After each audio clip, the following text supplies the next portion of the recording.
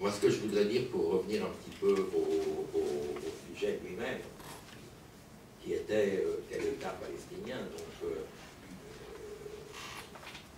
par définition, je crois que quand on parle d'État palestinien aujourd'hui, on parle d'un État qui serait l'expression politique institutionnelle, l'expression dans le système des États-nations, de l'existence affirmée d'un peuple palestinien qui s'appelle lui-même le peuple arabe palestinien.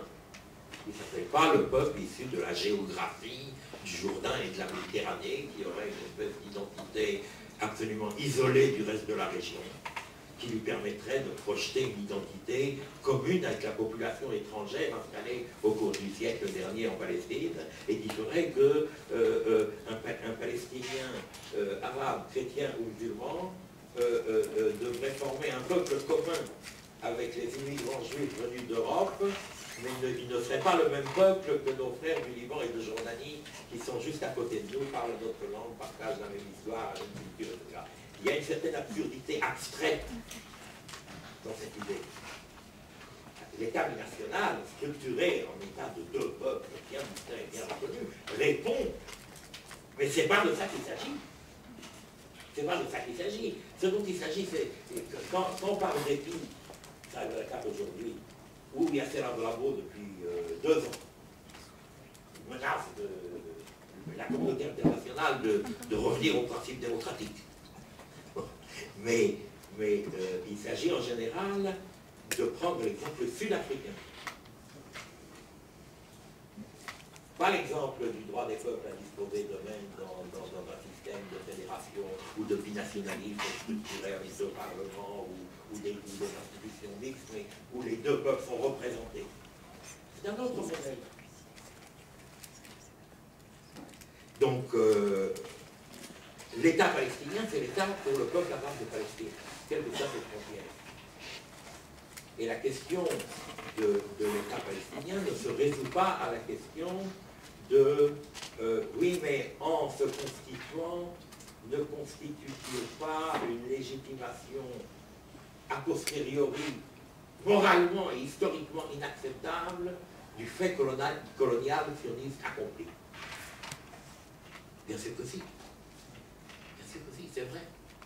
La création d'un État arabe palestinien sans destruction de l'État d'Israël, à côté de l'État d'Israël, viendra donner une légitimation historique définitive à la balkanisation de l'Empire ottoman à la fin de la Première Guerre mondiale, et légitimera non seulement lui-même, parce que ça sera le premier État de la région pratiquement qui est quand même qui aura été l'aboutissement d'une lutte, et pas d'un découpage.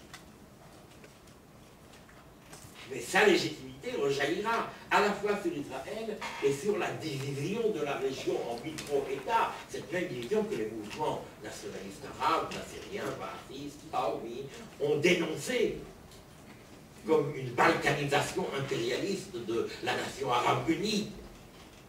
Bon. Donc, si on pose la question dans ces termes-là, est-ce que ça ne représente pas une légitimation de tout ça? Oui, oui, effectivement. Qui aujourd'hui, le dirigeant libyen Kadhafi, dans le temps, ne reconnaissait pas les États-Unis d'Amérique, parce que c'est une colonie peuplement. L'Amérique appartient aux Indiens d'Amérique. C'est vrai, moralement, on ne peut pas dire le contraire. Les États-Unis d'Amérique ne sont pas fondés sur des bases plus immorales ou moins criminelles que l'État d'Israël. Ce sont exactement les mêmes bases. Et quand on parle de la politique africaine et de l'alignement américain sur Israël, il faut bien comprendre que ça a des racines culturelles profondes. Nous, on avait un copain palestinien qui travaillait aux États-Unis, un jour un sénateur américain me dit « Vous ne pouvez pas trouver un autre mot que colon et colonie ?» Parce que vous savez, aux États-Unis, c'est des mots positifs. C'est eux les colons. Une fois j'étais au Canada, au moment de la première intifada, je fais une conférence à l'université McGill à Montréal, je ne parle que de ce qui se passe en Palestine, je ne veux pas de développement historique, de dissertation. Il y a un Canadien qui se lève, il me dit aussi, si je vous ai bien compris, nous les descendants des colons européens en Amérique du Nord, on n'a aucun droit ici. Comme le disait un très célèbre rabbin palestinien du 1er siècle, tu l'as dit.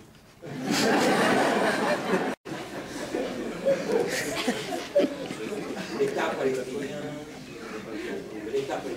c'est pas d'abord voir bien fait à Israël, c'est d'abord l'expression de la volonté du peuple palestinien d'exister en tant que peuple à travers un État, parce qu'on vit culturellement et politiquement dans le système dominé par l'organisation du monde en État-nation. Bon. Et que les Palestiniens sont peut-être coupables de n'avoir pas été capables, pendant toute leur souffrance, d'inventer ce que le reste de l'humanité n'a pas encore.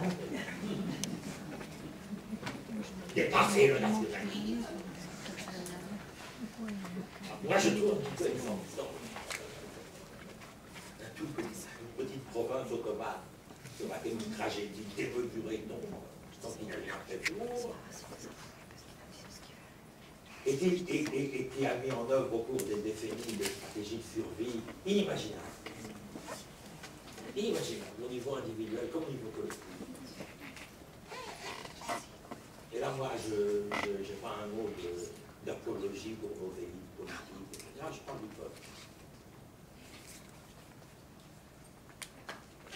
Moi, je suis pour l'ingérence. Oui, mais on nous dit, vous n'avez pas le droit de vous ingérer nos camarades, on a tous les droits de s'ingérer. Ouais, indépendamment des droits, moi, je n'ai pas les teneurs de le faire. S'ingérer, avoir des opinions, surtout, y compris sur la manière dont un autre peuple doit être établi, c'est légitime. Mais pas au point de se substituer à lui dans la décision. Pas au point de décider à sa place. Pas au point de savoir mieux que lui ce qui est bon pour lui, en se ralliant à des opinions légitimes qui existent dans la société palestinienne, qui est une société plurielle, pluraliste, mais qui ne sont pas du tout l'expression d'un consensus ni d'une majorité. Alors, moi je pense que on ne peut pas se permettre de lever les bras et de dire la solution devient impossible. Qu'est-ce que ça veut dire la solution devient impossible? Alors quoi? On se résigne à la guerre. On lève les bras, il n'y a rien à faire. C'est un problème éternel, il ne sera jamais résolu. Je vous signale que c'est exactement ce que les gens israéliens veulent qu'on pense. C'est ce qu'ils veulent qu'on pense. À l'époque où les néoconservateurs donnaient le ton à Washington, c'était la doctrine d'État américain inspirée des discours israéliens, comme quoi il faut envahir l'Iran, renverser l'Afghanistan, bouleverser le Pakistan tout de suite, parce que le conflit israélo-arabe, il y a au moins 20 ans avant qu'on trouve une solution. Il n'y a pas de partenaire palestinien, les positions des diverses parties sont trop irrémédiablement distantes, il n'y a pas de solution.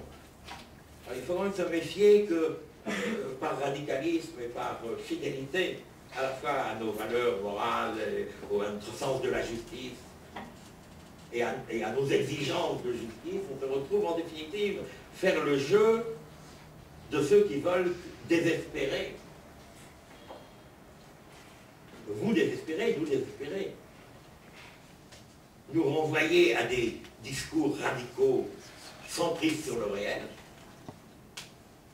dans la conviction que toutes les solutions qui semblaient réalistes ayant échoué, c'est plus la peine de les poursuivre. Alors, c'est-à-dire, moi, bien évidemment, de mon point de vue subjectif, je suis, comme on dirait, payé pour vous dire le contraire. Pas très bien payé.